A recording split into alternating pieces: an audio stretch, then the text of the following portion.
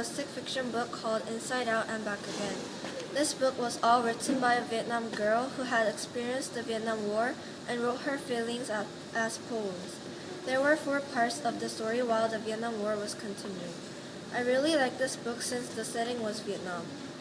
The part I liked about this book was that it talked about Saigon and the Vietnam War. This story is plotted around 1970s. The main character was a Vietnam girl named Ha, and she wrote this story like her diary. As I was reading this poetry, I could imagine the hard life while the Vietnam War was happening. Because I am living in Vietnam, I felt more familiar to the book's plot. I have a sentence from part 1 which touched my feelings with strong impression. When war was coming, Ha wrote Saigon is gone. I chose this quote because I felt a strong impression from this sentence. It was short and very descriptive. It was not very descriptive. However, it was strong and made the readers want to know more about the next story. Ha and her family escapes and leaves their home and moves to Alabama. In Alabama, Ha and her brothers go to school to learn English. However, school life is not that easy as Ha was expecting.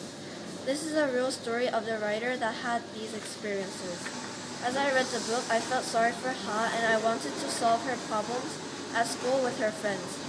If you want to find out what happened next and how will Ha's family survive, I recommend this book for all people.